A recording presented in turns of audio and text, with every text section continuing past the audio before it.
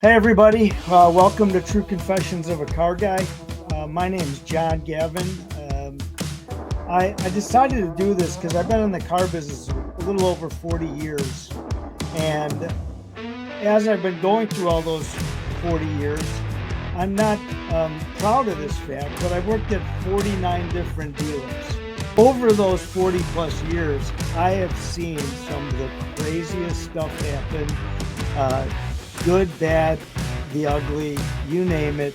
I've worked with some real characters, and I thought it would be, and I know a lot of you car guys and gals have always said this, there should be a sitcom about the car business. There have been a couple close to it, but a real sitcom, because it's nothing like any other business, I believe, that exists.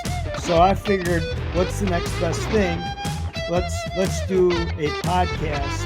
I'm going to do a lot of the truth of what happened in the car business. And this isn't about making deals and how we made money on something. This is about when it was really fun to be in the car business. I look at it and go, I got some real bad news. I'm going to go to my manager right now, but I think he's going to say $500 because your car's on fire out there. Just like that. This guy went apeshit crazy. But if I would have stayed longer, it would have killed me because all we did was party. It was just a nonstop party. The car business is a pretty, let's just say we're a playful crowd. We like to enjoy life. They all have toys. They all have nice watches. They all have nice houses, and they all like to go out. So I don't know if I could use that one. No, but that was so funny. No, that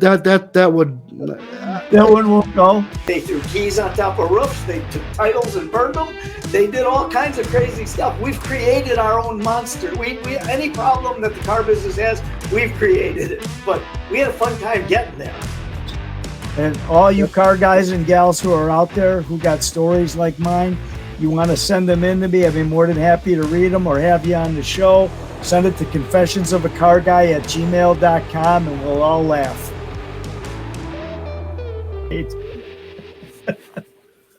that really happened. Welcome everybody to True Confessions of a Car Guy. We are back in studio with part 2 of our interview with James Douvas and the FTC lawsuit, $216 million lawsuit against him. We want to continue our conversations that we started in a previous episode. And alongside me in studio is the host, John Gavin. Welcome, guys. The man, the myth, the legend. I'm always going to say that every time I'm on. Even if it's my last time, I'm going to say that. No, you're welcome to come on as many times as you want. Jimmy, I'm so glad you came back. We had so many people email, text, and phone calls. You know, I think right now, I mean, you had like 500 people viewed it the same day almost, but I wish they would just go on their own social media and share, because they call you. I mean, my phone just keeps ringing, but, you know, I wanted to have you come back, because the last thing we said was, we're going to come back and we're going to talk about the car business, because I got a lot of funny stories. I got guys like Victor Chavarria coming on. You remember Victor from GMAC? He's coming on. You remember Larry Mallets? I do. Larry Mallet, yeah, INS Insurance. He's great. Coming on. So these guys, you know, they all know you, and then everybody else that's calling. My brother Pat's going to come on. He's 22 years at one place. That's a lot in the car business. That's like dog years. No, that's like 1,000 years somewhere. Yeah, exactly, right? So, but I got a lot of questions that people ask me, why didn't I ask this? Why didn't I ask that? So as much as I wanted to keep it light and just hear the fun part of the car business, are you up for answering a few questions that people typed in want to know? Give me everything you got, John. You know me. I don't care. All right. Well, I'm going to try to get these all straight, and let's start with the one thing that I was curious about. What do you think's the one thing the public is getting wrong about the case? So that's a real good question, right? Because stuff that you know and I know, you've actually dove into the details. So, I think they think that I was some mastermind of some deceptive, huge operation. It's completely false. I was hired to come and take over as an executive, right? I didn't make finance products. I didn't produce any new finance products. So I operated under the advice of legal and compliance with Ultra Care. From the beginning. Again, we're working for a publicly traded company. It's not a mom and pop operation. A lot of checks and balances. Right. So did you ever, since you had all these, it sounds like you talked to the attorneys quite a bit. Did you have any concerns of how things were being done at that time that you brought up? Yeah. So remember in COVID, right? Everything switched real quickly. And so we adapted and adjusted. And I talked to legal, and my directors. They sat next to me for 3 years in the same room as me. I talked to legal probably at a minimum of 5 times a day on any subject. And I was always like, "Hey, are we on solid ground? Are we doing things right? Yeah, you're absolutely good. You're fine. You're good. We checked it. If you do it this way, you're good." So I always had the backing, right, of legal counsel. Not me thinking, right? I don't get paid to think. I got paid to sell cars. Right. And so, the attorneys got paid to think. And so anytime I felt uncomfortable, I would ask them a question and they'd be like, "No, you're fine. Industry standard. You're good. If you do it this way, you're good." Okay. So what kind of advice were they actually giving you at the time? What were they saying? So can I add this product, right? Low Jackers Island. Absolutely. Put it on your website, put an addendum on the car, line item it on the bill of sale, and you're bulletproof. Okay, good. What can I mark up a product, right? Can I mark it up 500? Can I mark it up 800? So they would give us the typical markups. And, I'm not a lawyer, right? High school diploma, right? But yeah, I sort of taught myself a lot in the car business. And so I had free legal advice. It didn't matter. Right. I just called up the attorney and say, "Hey, this is what we want to do. What do you think? How should we do it?" And they would tell me. Huh. Well, how surprised were you by this FTC lawsuit? I never thought I'd be personally sued. And so while I thought, "Hey, I'm going to help out the company. I'm going to gather all the evidence. I'm going to go to bat with them." When the negotiations stopped with the FTC with me, because they just wanted a dollar amount, right?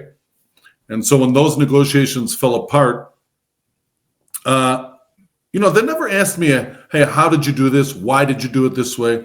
They didn't want any answers. They just basically, "Oh, we got our guy here, and that's all we want." And they just wanted to make an example on me. But the biggest thing with that, John, is the FTC thinks that's justice. That's called targeting.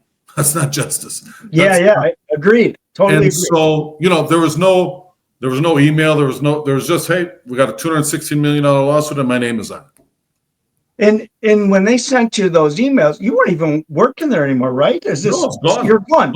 Yeah, because I think I told you last week, the FTC cannot contact current employees. So when I stopped working at Leader, I thought that my phone was going to ring off the hook. They never called to ask me anything.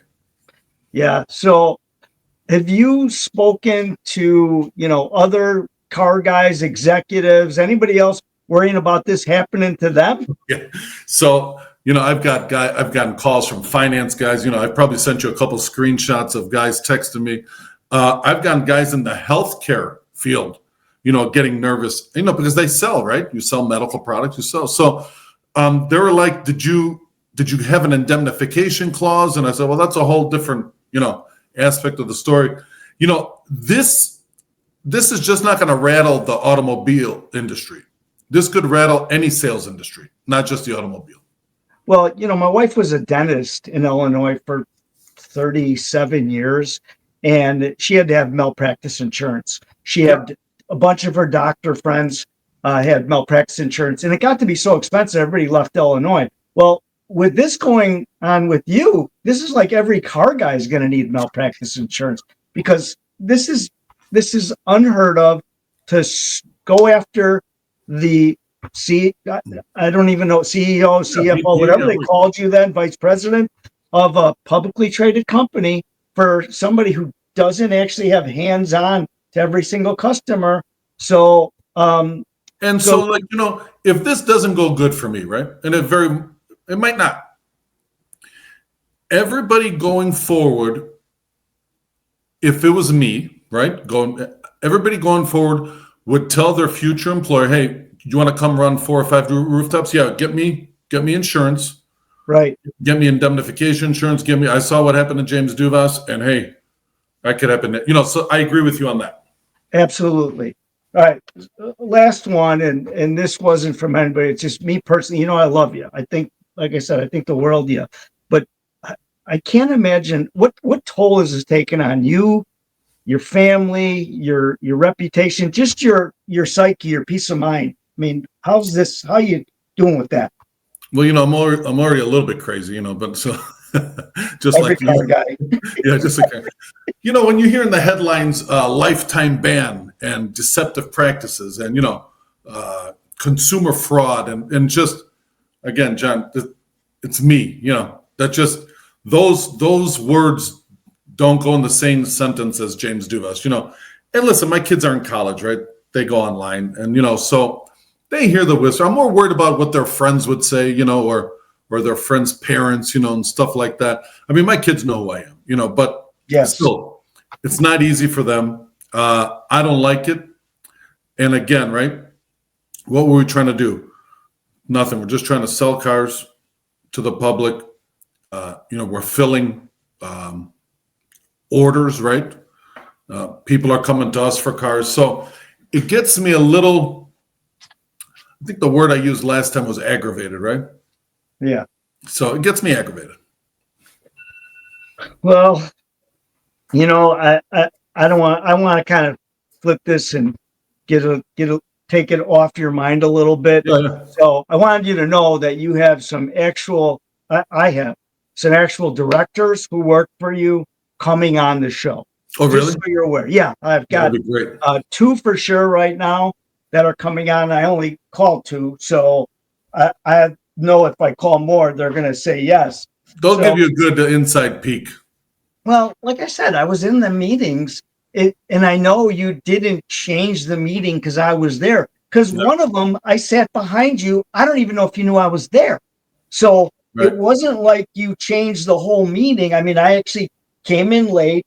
I opened the door real quiet, came in, sat behind you because it was, you got 8 guys, got a long table, a lot of stuff going on, a lot of stuff you covered, and never once did I hear any of those alleged accusations of what you said. So, of what they say you said, I should say. Yeah. So, but anyhow, on another note, let's go back to why, I originally started the show was to talk to guys like you who've been around a long time. I've told a lot of stories. The other day I told one about the kid I have. What happened? What have you gone through that is kind of funny or just different, odd? What's happened that you can talk about? I wish I could call Darren Montalto so he could tell you. So I was selling cars at his father's dealership, Pontiac store, right? Yeah. Blue Island, Illinois, heart of the South I worked there. One of my 49. Yeah. And so I remember it was Friday, right? And I got my paycheck, walked to the currency exchange. My bank account was in my left pocket at that time. Went to the currency exchange. What did you pay back then? 1% or whatever. Yeah. I can't remember. So I cashed my check. I put the money in my pocket. And at that time, I was there for a pretty long time where I was only referrals. I wasn't even taking fresh customers. But I walked in and sales manager goes, oh, sure. Jimmy, I'll help you. And I remember thinking, oh, okay, it's Friday. I was getting ready to leave, So it was 2 ladies. I said, we just want an entry-level car, good. So I can't remember if it was a Pontiac Grand Am or Pontiac Sunfire, whatever. I remember getting in it, and I was in the passenger seat, right? Lady was driving and a lady behind me. We got to about 119th and Western, which is only 4 blocks away. And the lady goes, this is a stick-up. And I was like this. Oh my God, I got my whole life savings in my left pocket. I said, oh my God. And I told them, I said, I don't have any money. And they're like this, no, we don't want your money. We want the car. And I was like this, oh, great, no problem. So I got out of the car. There were no cell phones, or maybe I didn't have it on me. I remember walking back about 5 blocks, and I walked inside, and the manager goes, "Where's the customer?" "Well, they're not coming back." I said, he thought I let the customer go without a proper TO. And I was just so happy that I had my money in my pocket, because I think I was going to send some money to my mom and dad in Greece, and I was going to keep the rest. But I still remember that story. Oh my gosh. Yeah, that happened to a guy at Lynch. So that must have been something going on, because Lynch, when I worked there, was like 84, 85, Yeah, 89, 87. I was there a couple times, because I might have been 91 even, somewhere in there. But that was like something that was kind of rampant in the car business, where all of a sudden you're worried about going on a test drive. And we started taking copies of driver's license. We never did before. No, and you remember, John, so they would steal the cars, and they would have the orange TRPs in the back window. Those were easy to duplicate, right? Yeah. So that's how they would do it. There was so little rules. I can remember one time I get an up, and I'm at, I believe I'm at maybe Wix Auto. Wix Auto. You remember Wix? Yeah, I remember. Nationwide Acceptance owned it. And my good friend Steve, who's going to come on the show, Steve Fresta was my boss. Oh, was he really?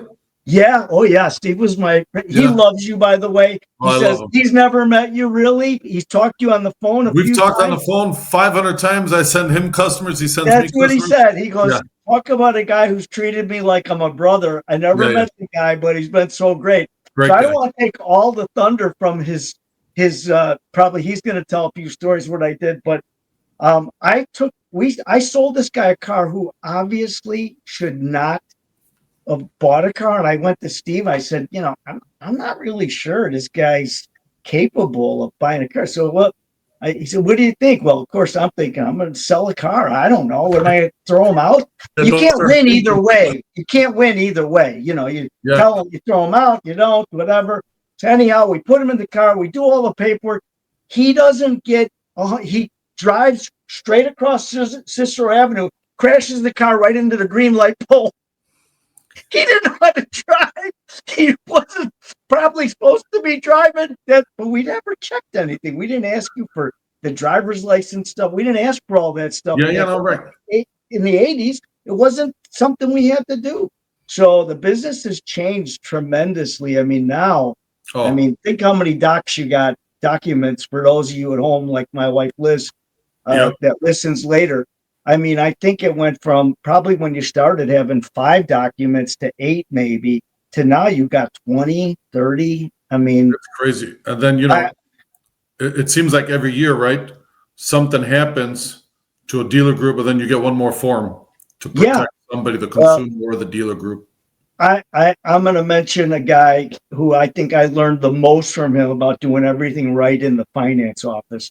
And that was Joe Perillo, because he knew exactly what could happen or what might happen. So we probably had, I don't know, 25 legal forms that we had them sign everything. Pretty much all it's missing was a footprint and a thumbprint and an eye scan, because we had them do everything, because we wanted to make sure at the end of the day, like you did this and on a much bigger level. I mean, you sold 25,000 cars. Yeah. I mean, that's crazy. That's a big number. Yeah. So to have everything line item, for those of you at home doesn't know what that means you got a bill of sale, and it shows you every single thing you are paying for, and it totals it up, and you're signing for those. So and you get a copy of it.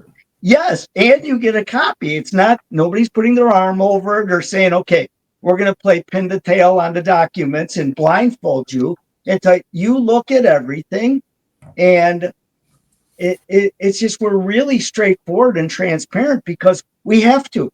It seems like we're always getting picked on as the bad guy, because we've always, like I've said it before, my logo shows it. We're the cigar smoking pinky ring, checkered jacket. So, but I'll tell you, the car business has a bad reputation, right? Because there was a lot of bad guys in it, and I understand that, But like, you weren't one of the bad guys. I wasn't one of the bad guys, So I think that's the most frustrating part. I've always said we've created every problem we have, but we've also really tried to fix them as we've gone along. I mean, it's a different world to be in, and something like this with you now, this is just going to change everything going forward. I need everybody who watches this and who calls me and emails me to post it on their social media and let the world know what's going on and the unfairness of this. John, I'm going to tell you one thing. If everybody who texted me and called me just left a comment, you'd have 1,000 comments. That's what I mean. I agree. Same one. So we'd have a couple thousand. So listen, Jimmy, thank you again for coming on. My pleasure. Really appreciate it. The fans wanted to know. It's really just a bunch of car guys, just car people wanting. Yeah. They're wondering themselves if this is going to affect them and when, how. So I don't want to mention any names. So I get a text the other day, and he's listened to. He knows who it is. So he worked for me, and so he didn't really get fired. He didn't really quit. It was just sort of, hey, maybe it's not a good fit. And he was a solid reputation, solid car guy. And he texts me and he goes, I really didn't like you for a long time. He goes, but I watched your podcast and now I understand the stress you're going through. And I texted him back, hey, I said, I said, I've always been fond of you. I said, and things was like, all of a sudden, we're texting back and forth and, yeah. But that just goes to show you, like, anybody has an opinion, and, yeah. And I respect him as a car guy, and he's been around for even longer than me. So his opinion matters to me. That's what I'm saying. Yeah. A lot of people look at me at first glimpse, and I'm that 4-foot Italian guy that all of a sudden has the bad rep. He's just the bad. So until you get to know me, my wife always says, everywhere we go, you get like this look, and she doesn't know if it's respect or anger or just fear or just worried about their wallet. And I say, until you get to know me, it's hard. That's everybody. It's the same way. You don't know somebody. Like I said, I've never went out to dinner with you, lunch, a drink. It's just always been business. And you're just one of the best guys I've ever had to deal with. And I've dealt with thousands and thousands and thousands of people. I mean, I've probably hired, 3,000 guys in this business and fired another 3,000. So, and my only thing is, my claim to fame is, if I'm ever in a meeting with somebody, at the end of that meeting, nobody is wondering what I'm thinking. That's right. That's right. I'm just going to tell you like it is. Whether I'm wrong or I'm right or you're right, I'm going to tell you. And I think the good car guys are all like that, because we wear our heart on our sleeve. Yep. And we care about what's going on. We care about everything. I know me, because I jump so much, it was very stressful for me, because I'm responsible for 10, 15, 20 guys and their girls and their families and their kids. It just was a lot of pressure to make sure that we succeeded. I know you're the same way. Yeah. So, they just don't make them like us that often anymore. Yeah, me, when I was, and like you, John, you're operating a store, right? I was never worried so much about me. I always wanted my people to succeed, right? Because they had family. Like, I knew I was going to be okay. Does that make sense? Yes. Like, yes. I was a very selfless person, and I always wanted my guys to do good and my girls to do good, so they could have a good time with their kids, and they could have a good Christmas. They could have a good spring break. Good, That's what I was more worried about. Yeah. I'm not making this up. I don't need a pat on the back. I really don't give a fuck if people believe it or not. But, I've cut my own pay to make sure that I could afford some guys. I know you have too. 100%. I've done it. Yeah, I've just done it because I've never worried. One thing that does not drive me is money. I've never cared. I've never negotiated a pay plan, but one time I usually just say, give me the pay plan, because I'm going to, whatever the other guy was, he's gone to run with it. That's all. I'm going to make it work. And I always did. Always have. Life's been good. The car business has been great to me. Like you, I'm a high school grad. High school. I didn't even go really. I was 3 sports in high school, even though I was 4 feet tall. I didn't really go to class. I had coaches signing letters for me. So I'm dumb as shit. I'm good at 4 things. I'm a good husband. I'm a good father. I'm a good grandfather. Now, one more coming. Oh, God bless. One, number 5. And I'm a good car guy. The rest of it, I'm subpar at best. So yeah. But anyhow, Jimmy, thanks again for coming out. My And we'll pleasure. be following you. If we can help you in any way, please reach out to us. I'll keep you guys updated. All right. Thank Yep. you. Thanks, Please guys. do. You guys you're always welcome to come on our show. Thanks, we have a guys. spot open for you. And with that, we want to thank everyone again for tuning in to part 2 of our Oh, interview. and thank Huck. with I forgot. New Oh shirt. yeah, I got to thank Thanks, Huck. Huck. Thank Huck. I'm Thank still you. waiting for my shirt, John. I'll get on that. I'll see. What size are you? Extra large. Extra Excellent. large it is. All right. We'll get that done. Well, we want to thank everybody again for tuning in. You can follow us online and all the social media platforms at True Confessions of a Car Guy. Join our LinkedIn page to connect with other car guys and car girls professionally. And then also we're all over the place, and also our YouTube channel as well. And download the audio podcast as well. It's available everywhere. Thanks again, everyone. Until the next time, thanks again.